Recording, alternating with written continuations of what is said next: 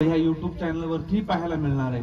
मामांच्या विविध पालख्यामधले विविध मंदिरावरचे कार्यक्रम देवा चांगलं या युट्यूब चॅनल वरती दिसतील। आणि इंस्टाग्रामलाही एक पेज आहे मेजर वासुंदेकर म्हणून, त्या मेजर वासुंदेकर या पेज इंस्टाग्रामच्या पेजवर सुद्धा तुम्हाला सगळे कार्यक्रम पाहायला मिळत असतात।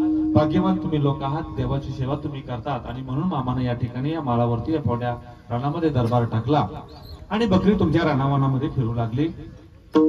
या जगाच्या मालकानं 1892 ला या भूतलावरती अवतार घेतला। कुळ धनगराचं निवाळलं, धनगराच्या कुळामध्ये जगा वेगळा देव अवताराला आला।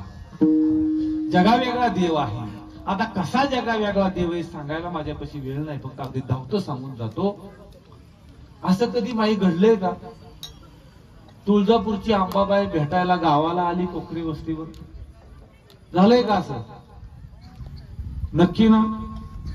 एखाद महिना अंगात आलेली ती, पण तिकून वारी निघाली तुळजापुरावरून आणि तुम्हाला भेटायला इथं आले, असं कधी झालंय का? असं हा म्हणजे अंगात येत आहे ह्याच्यामध्ये माझं काय म्हणणं नाही बरं का। ते बाबा कोण नको जाळात हात घालतात तिकडे, काय घेणं ते नाही, मोकार इचकायचं नाही, मोकार इचकायचं नाही दुसरं काही। काय करायचं कोणाचा 7-12 वाचून? आपल्या बापानं दिले आपल्याला, ते 7-12 वाचत राहायचं। उदाहरण सांगायचं की बाबा आई जगदंबा कधी आली नाही हो, वैष्णव माता कधी वाजतगाव तुम्हाला भेटायला आली नाही, खंडोबाचा खंडेराया कधी, जेजुरीचा खंडेराया कधी आला नाही, पंढरीचा पांडुरंग कधी भेटायला आला नाही, पण या भूतलावरती जगा वेगळा देव म्हणजे माझा बाळू मामा आहे, तो आदमापुरावरून निघाला तुम्हाला भेटायला आणि मुख्य साधू संतांना घेऊन तुमच्या गावाला तुम्हाला भेटायला।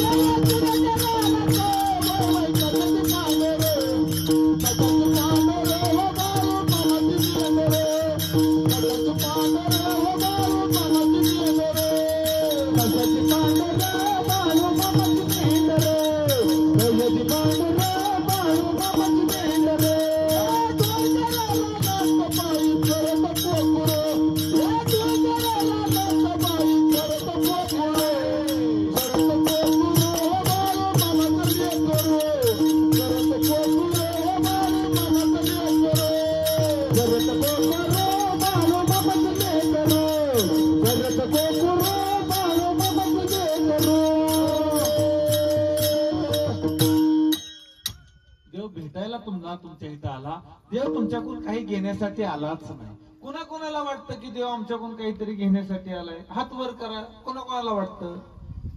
देव घेण्यासाठी नाही आला, देव तुम्हाला काहीतरी देण्यासाठी आला। पण ज्याचं त्याने ठरवायचं की आपण देवाकडून काय घेऊन जायचं, पुण्य घेऊन जायचं का पाप घेऊन जायचं, हे ज्याचं त्याने ठरवायचं। देव तुम्हाला द्यायलाच आलेला आहे। म्हणून माझ्या मामाचा दरबार हा उघड्या माळावरती असतो। दरवाजा नाही का, दार नाही का, कुलूप नाही का, कडी नाही का, कोयना नाही, उघडा दरबार आहे।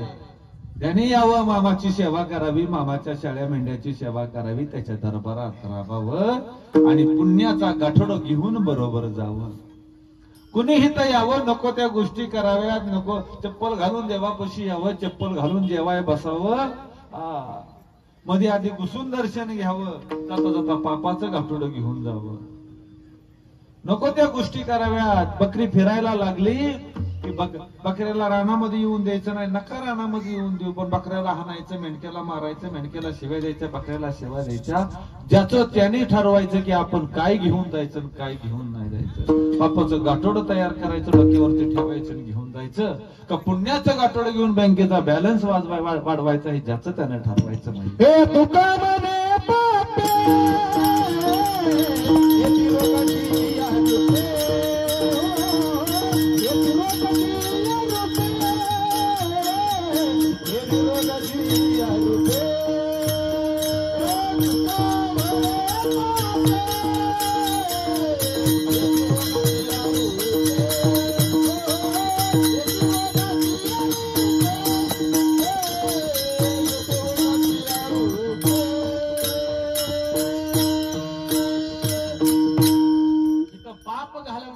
आलो आणि पुण्य मिळवण्यासाठी आपण आलो, पण काही चुकी आपण अशा करतो आणि पाप पुन्हा बरोबर घेऊन जातो आणि तेच पाप पुढे रोगाच्या रूपाने आपल्या जवळ येत असतं, हे लक्षात घ्या। म्हणून इथं आल्यावरती पुण्यच कमवायचं। हे माईंनो, लय घाई करून मधल्या लाईनला घुसून दर्शनाची घाई करू नका. घरी जायची घाई का तुम्हाला? आहे का? पाठीमाग लांब, माझ्यापेक्षा लांबनं तुम्ही आलाय, घाईत घाई का घरी जायची? एक वेळ दर्शन घेऊ नका, पण ज्या भांड्यामध्ये माझ्या मामाचा स्वयंपाक बनवला जातो ना, ती भांडी घासा, देव तुम्हाला तिथे येऊन आशीर्वाद दिल्याशिवाय. दयाळू माझा देव आहे. माझा देव फक्त आणि फक्त सेवेमध्ये आहे. ही मेंढके बंधू कोण वर्ष, 2 वर्ष, 1.5 वर्ष, कोण 6 महिना, कोण 5 वर्षापासून मामांची सेवा करताय. त्यांना घर परपंच नाही, त्यांना वाटत नाही का घराकडे पटकन जावं. पण त्यांच्या मनाला खात्री आहे, ते जरी हित असले तर जगाचा मालकाने पगार चालू केलेला आहे, उगच नाही हो. त्यावेळेला माझा देव सांगून गेला.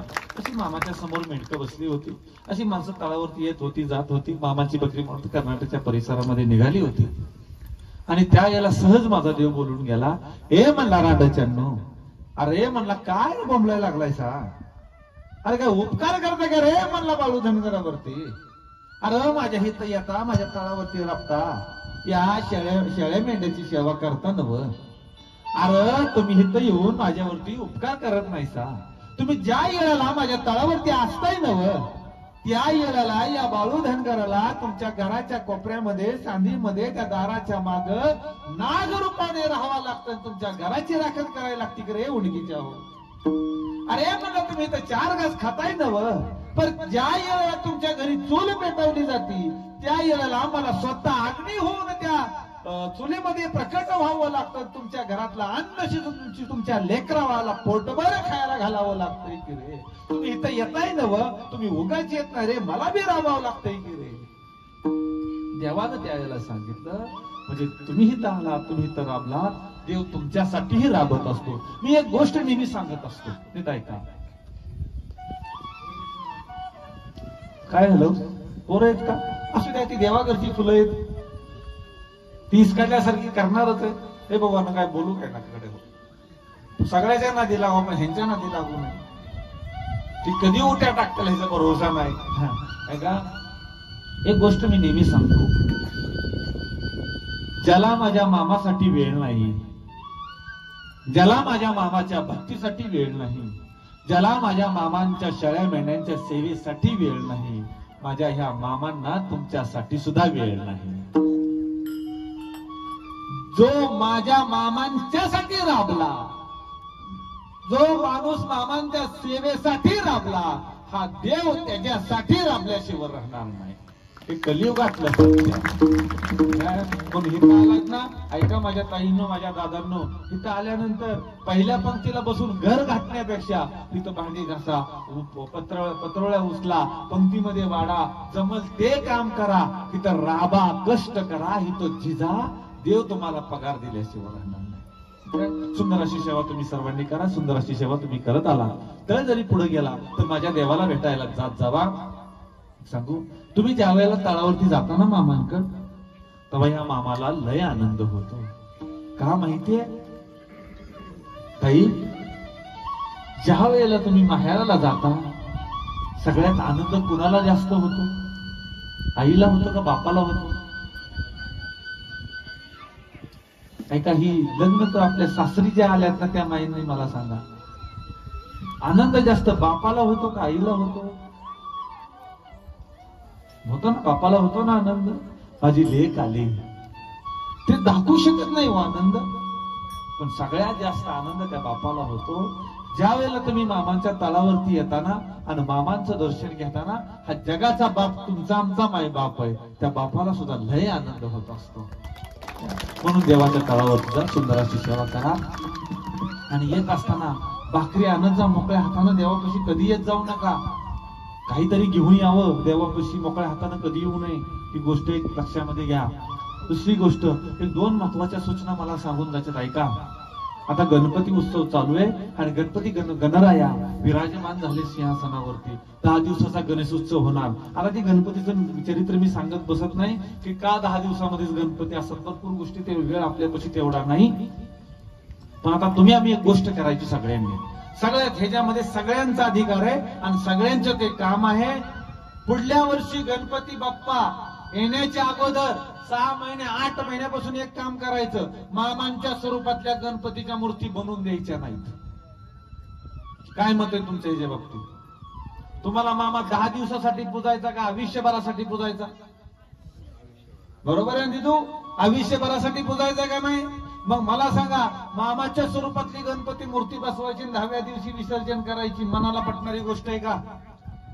अज्ञान होतं आमचं म्हणून या गोष्टी घडल्या. ही चूक देव पोटामध्ये घेईल, पण पुढल्या वर्षी ही चूक होता कामा नये. मामाचं रूप बदलण्याची ताकद तुमच्या आमच्यामध्ये आहे का? आहे का माणसामध्ये? अरे गणपती गणपती आहे, मामा मामा आहे. म्हणून पुढल्या वर्षी जे जे कारागीर ज्या ज्या गावात असतील, ज्या ज्या शहरात असतील, ज्याचा ज्याचा संबंध प्रसंग येईल, त्या त्या ठिकाणी त्याला खडसावून सांगायचं, जर तू मामाच्या रूपातली गणपतीची मूर्ती बनवली तर तुझ्यावरती कायदेशीर कारवाई केली जाईल. खडसावून त्याला दम द्या. आणि हे विटंबना आहे एका मिनिटांनो, हे दादांनो, ही आपल्या मामाची केलेली विटंबना आहे, ही थांबवलीच पाहिजे आपण. काय काही ठिकाणी सगळा पोशाख मामाचा आहे आणि चालत मूर्ती आहे मामाची आणि त्याला सोंड लावलेली आहे. आपला मामा सोंड लावलेला आहे का? आहे का दादांना सोंड लावलेला? मग कसं आपण सहन करतो? त्या गोष्टी पुढल्या वर्षी सहन करायच्या नाहीत. पुढल्या वर्षी ही गोष्ट थांबली पाहिजे. हे तुमची आमची जबाबदारी आहे. उद्या जर मामाने तुम्हाला प्रश्न विचारला, अरे मुलगीच्या, तुला माझ्या मूर्तीला सोंड लावताना दिसत होतं तरी तुझं थोबाड का शिवलं होतं? त्या इराला काय उत्तर देणार तुम्ही? त्यामुळं ही गोष्ट थांबली पाहिजे.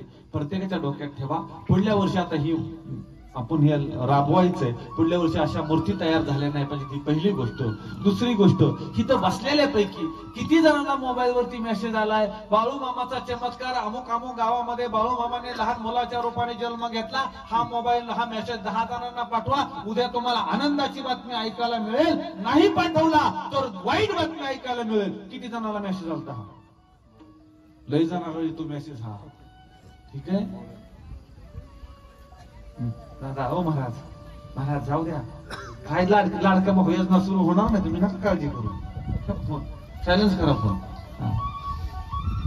मला सांगा ए मेडके बंधू, जर मामाचा मेसेज पुढं पाठवून जर माझा मामा कृपा करत असता, ए माझ्या ताई दादांनो, ही मेडकं मामाची सेवा करायला कशाला आला असतं? साधा प्रश्न आहे का नाही? हा, बावळ्याचा बाजार झाला. माझ्या देवानं अंधश्रद्धेला कधीच जुमानलं नाही. अंधश्रद्धेच्या मुंडक्यावरती पाय देणारा कलियुगाचा देव म्हणजे माझा बाळू. माझ्या देवाला अंधश्रद्धा चालत नाही. 10 जणांना मेसेज पाठव आणि अमुक होईल तमुक होईल, त्याचा फोन नंबर ज्यांनी पाठवला त्याचा फोन नंबर घेऊन बोलवून त्या 2 थोबाडात द्या. जा म्हणाव, पाठवलंच नाही पण तुला थोबाड दिला, माझं काय व्हायचं ते होऊ दे. ही चुकीची पद्धत आहे, ही अंधश्रद्धा आहे. असा मेसेज जर कोणाला आला, डायरेक्ट मेसेज तो डिलीट करून टाका आणि त्याला फोन करून सांगायचं, मूर्खाचा बाजार बंद कर. माझा मामा या जगदुनियाचा न्यायाधीश, हायकोर्ट आहे माझा देव आणि हायकोर्टाच्या देवाचे आम्ही लेकर आहोत. आमचा निकाल आमचा मामाच देणार आहे. तुझ्या मेसेजवर आमचं काय होत नाही. ही एक अंधश्रद्धा थांबवायची. ज्या ज्या ठिकाणी तुम्हाला वाटतंय की या ठिकाणी मामांच्या अंधश्रद्धेला खत पाणी घातलं जातंय, त्या त्या ठिकाणी बिनधास्त विरोध करा. ही तुमची आमची जबाबदारी आहे. त्या मामांच्या संप्रदायाला वेगळ्या दिशेने लोक घेऊन जायला लागलेले, ही थांबवणं सुद्धा तुमची आमची जबाबदारी. ही गोष्ट लक्षामध्ये ठेवा.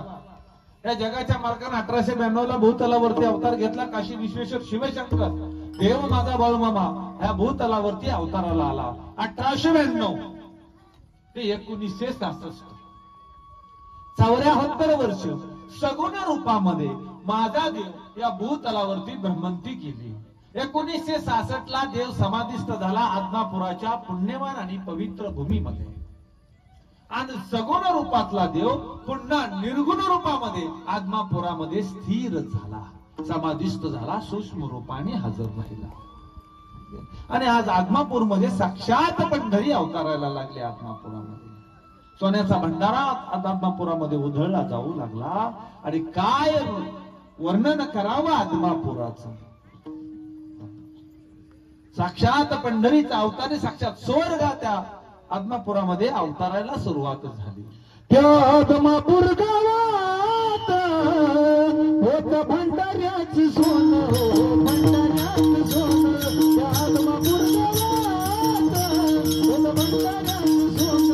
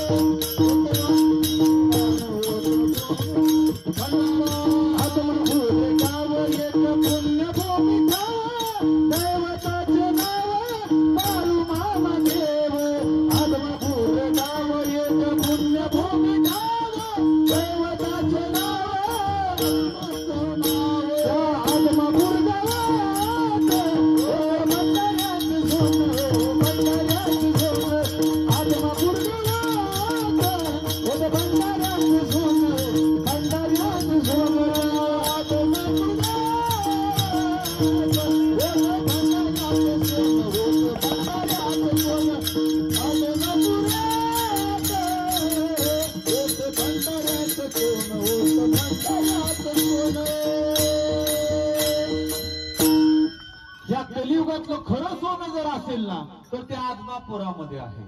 त्या कलियुगातलं खरं सोनं त्या आदमापुरामध्ये आहे. ते म्हणजे साक्षात माझ्या मामाचा भंडारा.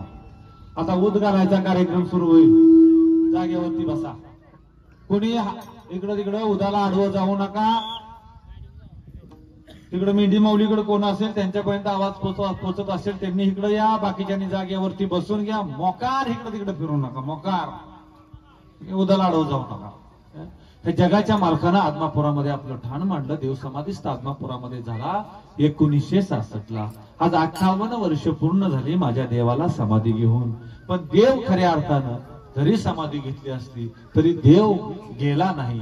देव या कलियुगातला चिरंजीवी 8वा चिरंजीवी जर कोण असेल तर तो आदमापूरचा देव माझा बाळूमामा आहे.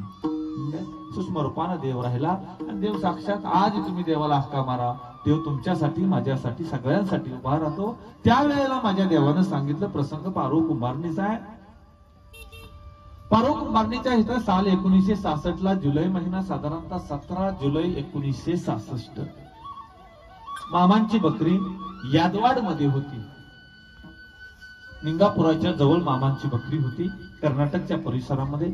आणि मामांचा समाधी काळ जवळ येत होता. आणि अचानक सकाळच्या पारी माझा देव पट्टण कडोलीला पारो कुंभारणीच्या घरी गेला. पारो कुंभारणी सकाळच्या पारी घरामध्ये काम करत होती. तुमचं झाल्यावर सांगा आम्हाला बरं का. तुमचं सगळ्यांचं झाल्यावर सांगा आम्हाला.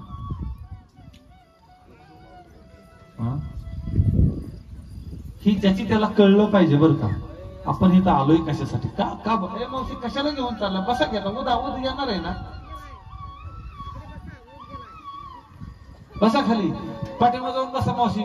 बसा बरं पाठीमागे जाऊन जा. तिला कडव घेऊन जा माझे. पाठीमागे जाऊन बसायची जा. बसा. उद्याला आडवं जाऊ नये बरं का. ही परंपरा पाळा हो. तुम्हाला एक सांगू का मोठी भक्ती आहे तुमच्या गावामध्ये तुमच्या ह्या परिसरामध्ये. आटपाडी असेल सांगोला असेल दिगंजी असेल मिरजचा भाग असेल त्या परिसरामध्ये भगवंताची खूप मोठी भक्ती केली जाते बरं का. ठीक आहे. ऐका पारो कुंभारणीच्या घरापुढे माझा देव उभा राहिला आणि देव सांगू लागला ए पारे अरे कुठं आहेस. आणि जेव्हा देवाचा आवाज ऐकल्याबरोबर पारे कुंभारून बाहेर आली आणि म्हणली देव बाप्पा ए माझ्या भावा. हा देव पारो कुंभारणीला आपली बहीण मानत होता. आणि म्हणला आली पायावरती पाणी घातलं. म्हणली देवा चल की रे आज असा का रे पाहुण्यासारखा राहिला. ए म्हणला पारे मी तुझ्याकडे आता बसायला आलेलो नाही. अरे मला लय काम आहे रे. पर एक गोष्ट ध्यानात ठेव म्या मरणारा धनगर नाही.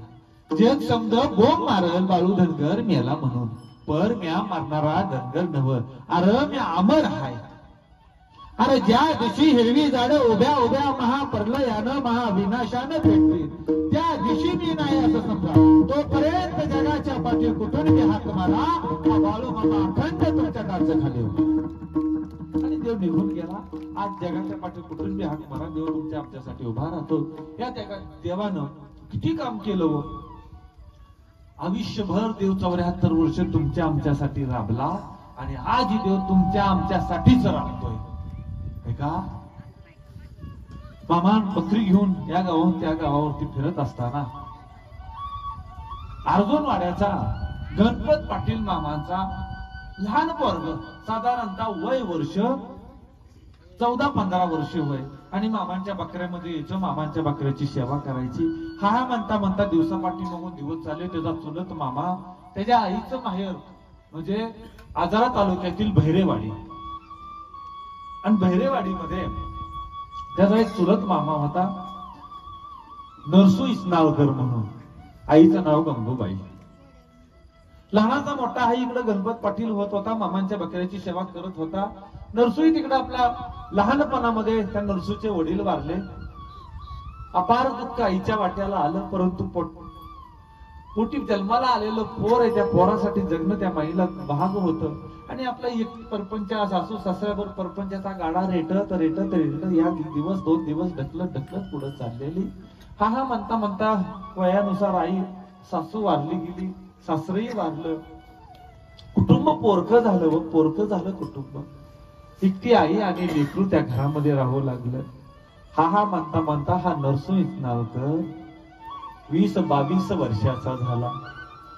सुंदर असा प्रपंचा राब शेतामध्ये राबायचं, कष्ट करायचं आणि कष्ट काबाड कष्ट करून खायचं, जगायचं. हा नरसूचा आपला आई बापा दोन्ही अमाई लेकराचा आपला नित्यक्रम होता. ही सगळं करत असताना एक दिवस नियतीचं दिवस फिरलं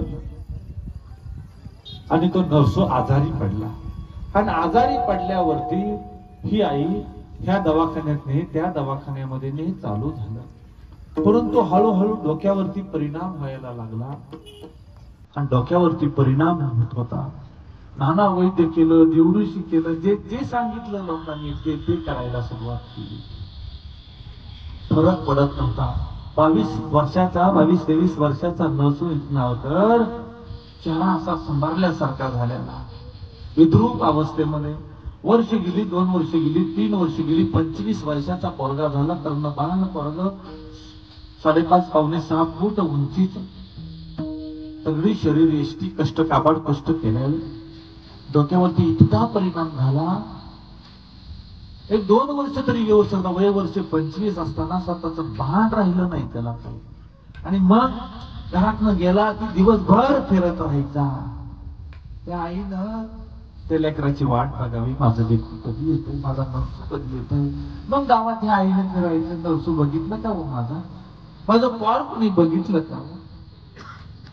कुणी सांगावं, अरे गेलता त्या माळाला, गेलता त्या शेताला. तर त्या आईनं तिकडं शोधायला जावं, दिवस फिरावं. पण त्या आईनं कधी तो भेटावा, कधी भेटत नव्हता. भेटला तर आईनं हाताला धरावं, त्या लेकराला घरी घेऊन यावं. अंगावरच्या कसा म्हणता 26 वर्षाचा झाला. इतकं भयान अवस्था झाली की मोठ्या दवाखान्यामध्ये, सरकारी दवाखान्यामध्ये नेलं, देव केले, देवऋषी केले, सगळं झालं, काही उपाय होत नव्हता. शेवटची आई थकली, हारली. शेवट त्या नरसूचं वय जवळजवळ 27 वर्ष झालं. 5 वर्ष झाली, 5वं वर्ष चाललं होतं. धार वेडा झाला हो. हे बोलणं कोणाला, दादा बोलणं कोणाला, धार वेडा झाला. कशाचंच भान राहत नव्हतं, अंगावरच्या कपड्याचं सुद्धा भान राहत नव्हतं. 2-2 दिवस, 4-4 दिवस गावाकडे येणं नाही, घराकडे येणं नाही, रानावनात फिरायचं. आणि मग ह्या नरसून त्याचा आता कोणाची गुरं सोडून द्यायची, कोणाचं धान उपटून टाकायचं, लोकांनी धरायचा, मारायचा, बोंबलायचा, एवळायचा. आणि आईला कळलं ना की ह्या रानामध्ये तुझ्या पोराला मारलं, त्या आईनं पळत घरी जावं. या पाठीवरती वळ उठलेला असायचं.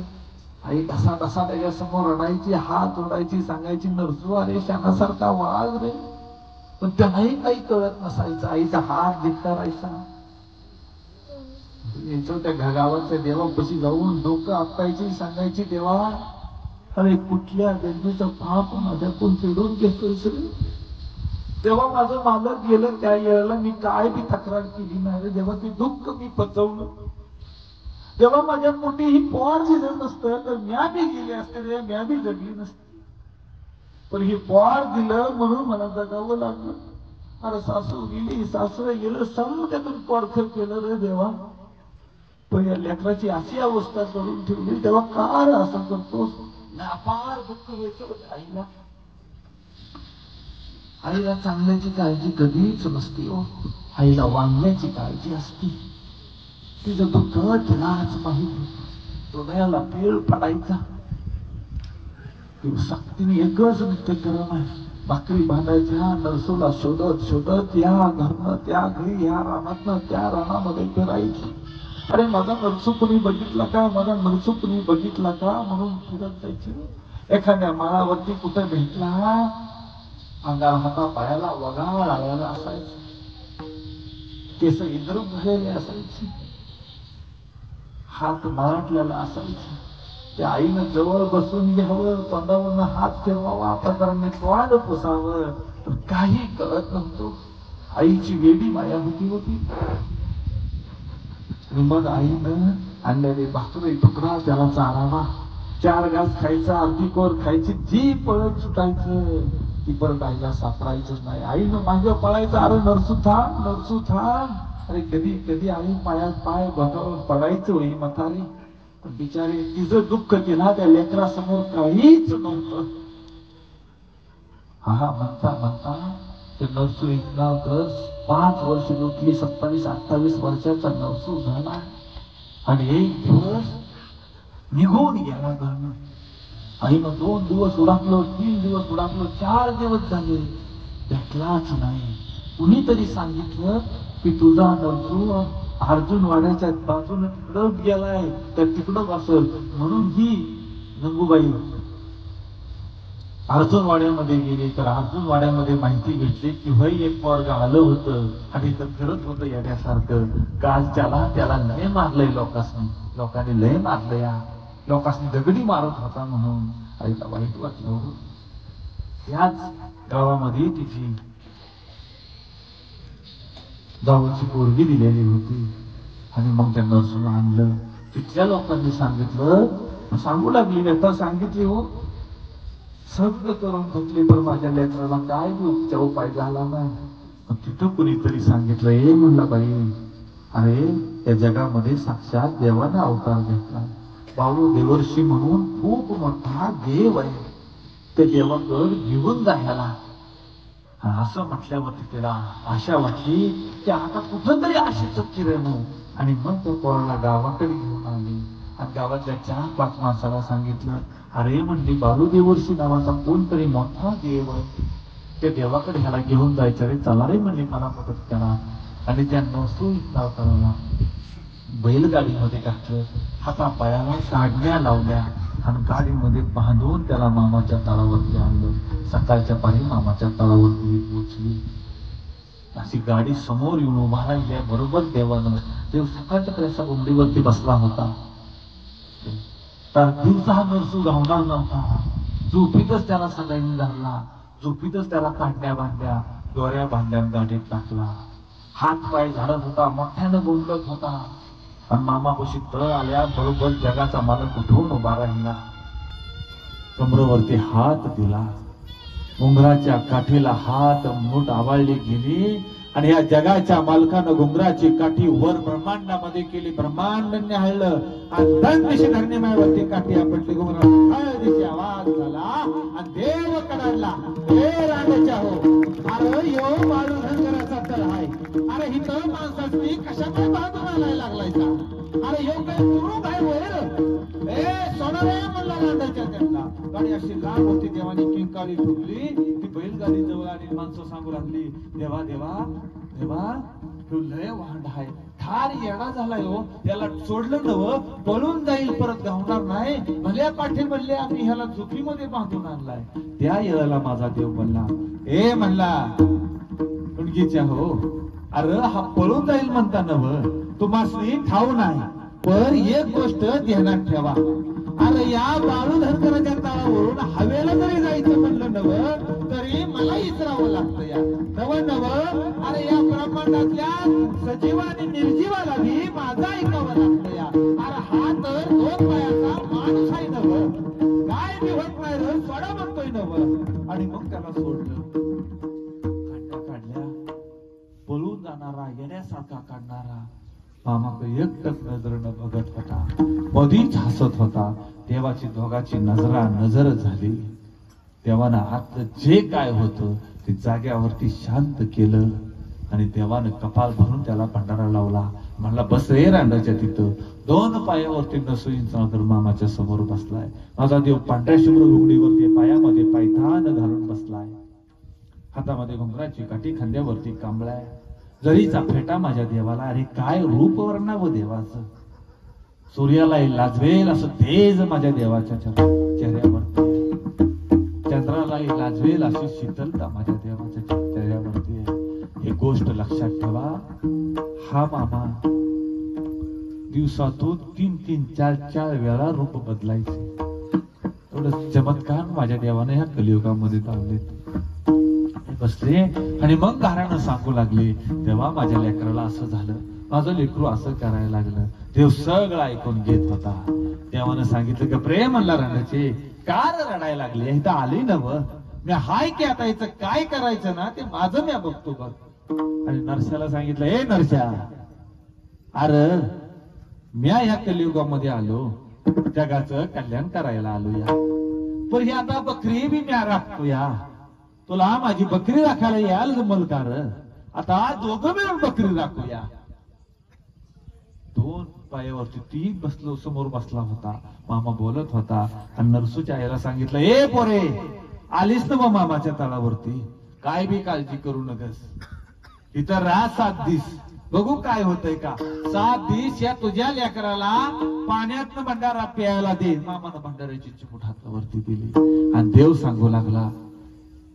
माणसं अशी सगळी जमली होती, सगळा प्रकार बघत होती आणि देवानं सांगितलं, अरे तुम्हासनी ठाऊ नाही, पर हा भंडारा साधा सुधा नाही.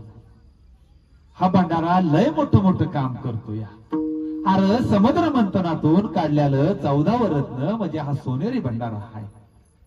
अरे हा भंडारा त्याच्यासाठी दुःख हाय नव, त्याच्यासाठी सुख घेऊन येतो. या त्याच्यासाठी समजा रस्ता बंद झाली ती, त्याच्यासाठी नवीन रस्ता घेऊन येणारा म्हणजे हा भंडारा साक्षात संजीवनी आहे. काय बी काळजी करू नकोस. आणि आपल्या लेकराला घेऊन ही गंगूबाई मामाच्या तळावरती राहू लागली. 1 दिवस गेला, 2 दिवस गेले. सकाळी उठायचं, पोराचं आवरायचं, पोराला 4 घास खाऊ घालायचं, वाडगं झाडायचं, देवाची भांडी घासायची, पडल ते काम करायचं. राब दिवसभर त्या माईनं राबायचं. कधी जेवणाचं भान सुद्धा त्या माईला राहत नव्हतं. दुपारची वेळ झाली की लेकराला 4 घास खायचं, संध्याकाळी 4 घास खाऊ घालायचं, झोपी जायचं. अरे 1 दिवस गेला, 2 दिवस गेले, 3 दिवस गेले, 4 दिवस गेले, 5 दिवस गेले. दिवसापाठी मागून दिवस जात होता. हा म्हणता म्हणता वेळ सरत होती. 5 दिवस गेले, 6 दिवस गेले, 7 दिवस गेले. नरसू इस्लाम जसा आहे तसाच होता, काही फरक पडला नाही. आईला काळजी वाटत होती, काय होईल माझ्या लेकाचं, पण विश्वास देण्याच्या बापाच्या चरणावरती, बापाच्या शब्दावरती होता. काही तर देवानं ठेवून घेतलंय तेव्हा, या देवाचं लय नाव ऐकलंय. देव आपल्याला खाली हातावर जाऊ देणार नाही, माझी वटी भरल्याशिवाय देव राहणार नाही. आणि म्हणून 7 दिवस गेले आणि 8व्या दिवशी भल्या पाठ ज्या नरसूईस्तारकरानं 3 वर्ष आईला आई म्हणलं नाही, घराला घर म्हणलं नाही, भल्या पाठ 3:30 वाजता इथं जगाच्या बापाला गंगा माता आंघोळ घालतीया. आणि इकडं नरसूईस्तारकर त्या कपोतून आवाज देतोय, या आई अगं उठ की, मला मामाची बकरी राखायला जायचंय. आईच्या कानावरती आवाज पडला. आई खडबडून जागी झाली. आईला 3 वर्ष आई आतुरली होती, मला या माझ्या लेकरांना आई म्हणावं म्हणून. गेली नरसूपाशी गेली, तिचा हात दाबत होती, पाय दाबत होती, त्याच्या तोंडावरून हात फिरवत होती, डोक्यावरून हात फिरवत होती. नरसू तुम्हाला आवाज दिलास नाही, तुम्हाला आई म्हणलंस नरसू, तुम्हाला आई म्हणलंस नरसू. अरे किती वरी झालं नरशा, तुम्हाला आई म्हणला नाहीस रे. होय ग आई म्हणला, पण आई आता तू का रडतीस? आई मी नीट आहे की तू का रडतीस? नरशा काय सांगू म्हणली तुला, आईचं हृदय, आईचं दुःख तुला काय सांगू रे.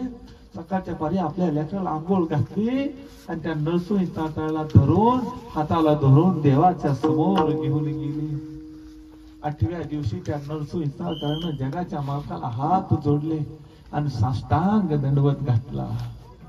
सकाळच्या पारी सूर्य उदय झालेला असता. जगाच्या मालकानं त्या नरसूकडे बघितलं, सूर्यनारायणाकडे नजर टाकली आणि माझा देव गालामध्ये हसला. सांगितलं, हे नरशा, अरे मी कोण हाय ओळखलं होय ग तू. त्यावेळेला नरसूईस्तारकाने सांगितलं, हे देवा, हे मामा, तुलाच कोण मामा म्हणत या, तुला कोण देवर्षी म्हणत या, पण एवढं खरं आहे, तू लय मोठा आहेस. आणि मामाच्या चरणावरती साष्टांग दंडवत घातला. आणि मग वर्ष गेली, 2 वर्ष गेली, 3 वर्ष गेली. मामाच्या तळावरती मामांची बकरी राखायचं काम हा नरसूईस्तारकर करत होता. मग एक वेळ मामाने विचारला, नरशा, अरे लय वरीच झाल्या ती, कधीतरी जायचं आईला भेटून तेवढं माघारी यायचं, आता कधी जाणार म्हणतो घरी तू. त्या वेळेला त्या नरसूईस्तारकरानं देवासमोर गेला, गुडघ्यावरती आला, देवाला हात जोडून सांगितलं, मामा. त्या वेळेला नरसूईस्तारकराच्या डोळ्यामध्ये पाणी होतं माई दादांना आणि सांगत होता, देवा, आता कोणासाठी आणि कुठं जाऊ रे मी. अरे ज्या येळेला माझं कुणी नव्हतं, माझी आई वन फिरत होती. अरे तिचं गुडघं फुटलं, किती काट मोडलं, माझ्या माईच्या पायामध्ये कुणी विचार केला नाही. अरे मला माझ्या सख्यानं मारलं, मला कुणी कधी जवळ केलं नाही, समधी मला लांब ढकलत होती, माझ्या आईचं दुःख कधी कुणी जाणून घेतलं नाही रे देवा, कुणीच जाणून घेतलं नाही. पण तू जगाचा मालक आहेस मामा. अरे माझ्या आईचं दुःख तू जाणलंस रे देवा, तू जाणलंस. आणि या नरशाला माणसामध्ये तू आणलंस देवा. आज माणसं मला जनावरासारखी वागवत होती, पण तू मला माणसामध्ये आणलं देवा. अरे तूच माझी माई आहेस आणि तूच माझा बा आहेस रे देवा. मी आता कुणाकडे जाऊ रे देवा. तेव्हा एक इनवणी आहे बघ, शेवटच्या क्षणापर्यंत तुझ्या पायापासून हे नरसूला वेगळं करू नकोस देवा. मला काय नग आहे तुझ्याकडून. त्या देवानं त्या नरसूकडे बघितलं, त्या जगाचा बाप गुंगडीवरून उठला, नरसूच्या दोन्ही खांद्याला हात लावून उभं केलं, पाठीवरती थाप टाकली. त्या दिवसापासून नरसू इस्लामकर आई जोपर्यंत जिवंत होती तोपर्यंत घरी गेला. त्याच्यानंतर पुन्हा आई गावाकडे गेलाच नाही. उभं आयुष्य मामांच्या शाळा मेंढ्याच्या सेवेसाठी झिजवलं आणि शेवट मामांच्या तळावरती स्वतःचा ध्येय ठेवला आणि मामाच्या चरणावरतीच तो समर्पित झाला. असा नरसूंचा करे. कारण त्याला माहित होतं की ए मामा, अरे एवढ्या वर्षानंतर तू मला भेटलास, आता तू मला भेटलास ना, आता तुला विसरायचं नाही. तुझं चरणच माझ्यासाठी सर्वस्व आहे. मी गेलो तरी तुझ्याच चरणाची सेवा माझ्याकडून घडो. आयुष्य मामाच्या तळावरती मामाच्या शाळ्या मेंढ्याच्या सेवेत घालवलं. आयुष्य तिथंच संपलं. अशी भक्ती केली, अशी भक्ती केली. तुका म्हणे एक मरण्याची सारी, उत्तमाची उरे कीर्ती मागे. अशी भक्ती केली, अशी भक्ती केली. ऐका माई दादांनो, नरसू इस्नाळकरांच्या शिवाय मामाचं चरित्र पूर्णच होऊ शकत नाही. अशी भक्ती त्या नरसू इस्नाळकरांना केली. ठीक आहे. इतका देव दयाळू आहे. पुजारी पुरा क्लास इतका दयाळू देव आहे. एक सांगू का, मी नेहमी सांगत असतो, ज्याच्या समोर दुःखाचा डोंगर उभा आहे त्याच्यासाठी आशेचा नवीन किरण म्हणजे माझा मामा.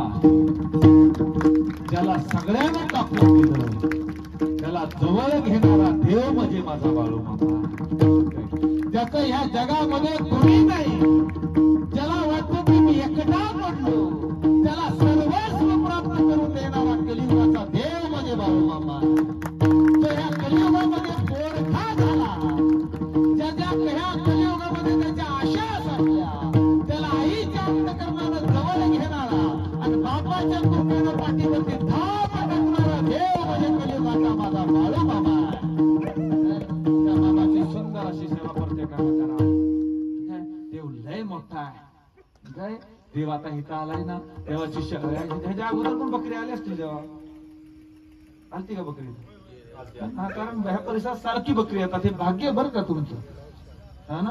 त्या तुमच्या भागामध्ये सदैव बकरी येतात, ते भाग्य आहे. सर्वांनी बकरीची सेवा करा.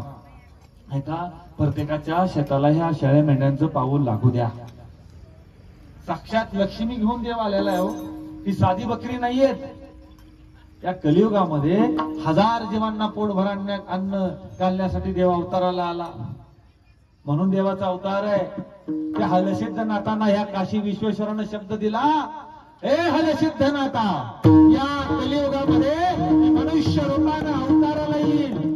त्या वेळेला तू डोक्यावरती घेतलेलं कांबळ मी खांद्यावरती घेईन आणि त्यांच्या केसापासून हे कांबळ बनवलं त्या शेळे मेंढ्याची तुझी लेकरं म्हणून सेवा करेल. ही हलसिद्धनाथाला या शिवशंकरानं दिलेला शब्द आहे.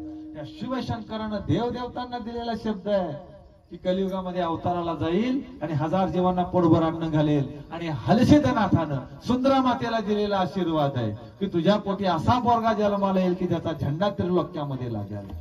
काय म्हणून एक गोष्ट लक्षात घ्या, एक गोष्ट लक्षात घ्या, या जगाच्या मालकाचा झेंडा ह्या कलियुगामध्ये आता फडकायला लागलेला आहे. तुम्ही आम्ही इतके भाग्यवान आहोत. आणि एक दिवस ह्या कलियुगामध्ये असा येईल, असा येईल, अरे तुमचं कोकरे वस्तीच काय, तुमचं वगैरे गावच काय, हा महाराष्ट्र काय, हा भारतच काय, अख्ख्या जगदुनियेमध्ये माझ्या मामाचा झेंडा फडकेल आणि अख्खे जग मामाच्या झेंड्याखाली उभा असेल. जगाच्या मालकाचं सामर्थ्य एवढं आहे. सुंदर अशी सेवा जगाच्या मालकाची करा. पुढे विनंती मामांना ते उपकार कधी विसरू नका. देवाचा उपकार जगदुनिया दाखवली, संतांचा उपकार मार्ग दाखवला आणि आईबापाचा उपकार जगदुनिया दाखवली. नवे नवे कलियुगामध्ये चालतं बोलतं दैवत म्हणजे आईबाप आहे. ते सर्वांनी आईबापाची सुंदर अशी सेवा करा. जेवण करत असताना या शेतकऱ्याचा आभार मानायला विसरू नका. आणि या कलियुगामध्ये खऱ्या अर्थाने ह्या धरणी मायचा राजा हा शेतकरी आहे. त्याला आता किंमत नसू द्या, पण येणाऱ्या काळामध्ये खऱ्या अर्थाने ह्या धरणीचा राजा जर कोण असेल तर त्याचं नाव बळीराजा आहे. म्हणून जेवण करताना या शेतकऱ्याचा आभार मानायला विसरू नका. आणि झोप घेत असताना त्या सैनिकांचा आभार मानायला विसरू नका. निधड्या छातीनं सैनिक सह्याद्री करून उभा आहे, नाहीतर तुमचा आमचा पाकिस्तान व्हायला वेळ लागणार नाही. तो सैनिक तिथे आहे म्हणून आज आम्ही बिनधास्त आहोत. म्हणून झोप घेत असताना त्या सैनिकांचा आभार मानायला विसरू नका. हे आता उठवू सारे राम, आता उठवू सारे राम, आता उठवू सारे राम,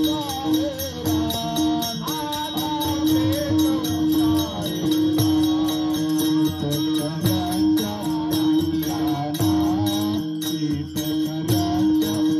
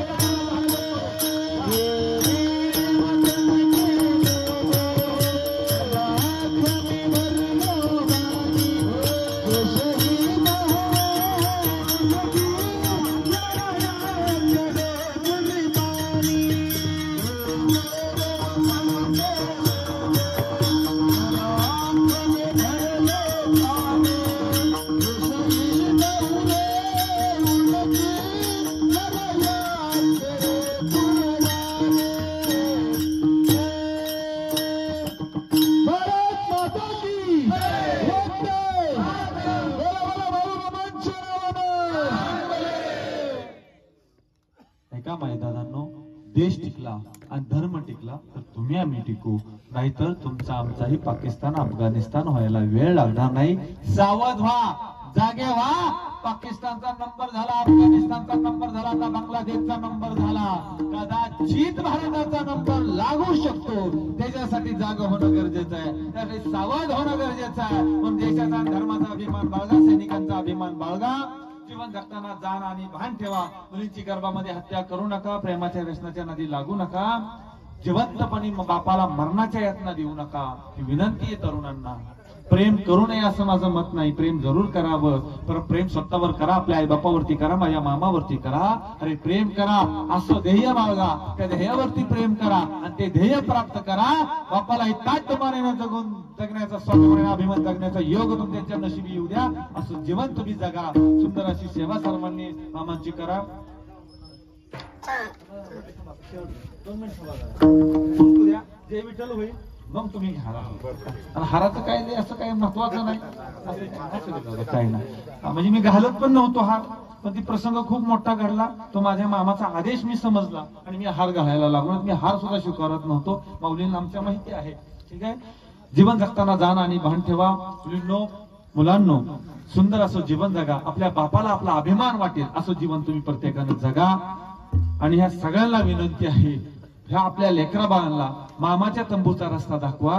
की कलियुग भयान कलियुग आहे. माझ्या देवानं सांगितलं, कलियुगामध्ये तरुण पिढी वाम मार्गाला जाईल, कागदाचा घोडा मनुष्याचं खुळं लावलं, दात पाडलं. देवाची भविष्यवाणी आहे. पण जर ह्याच्यातून वाचायचं असेल तर एकमेव मामाच्या तंबूचा रस्ता आणि मामाचा सोन्यासारखा भंडारा हा जीवनाचं सोनच केल्याशिवाय राहणार. जगाच्या मार्गाच्या ज्यांनी अर्पण करण्यापूर्वी एक अतिशय महत्वाची गोष्ट, जशी मगाशी सांगितलं की अंधश्रद्धा पसरू नये. दुसरी गोष्ट, माझा मामा कोणाच्या अंगात येत नाही, गोष्ट लक्षात ठेवा बरं का.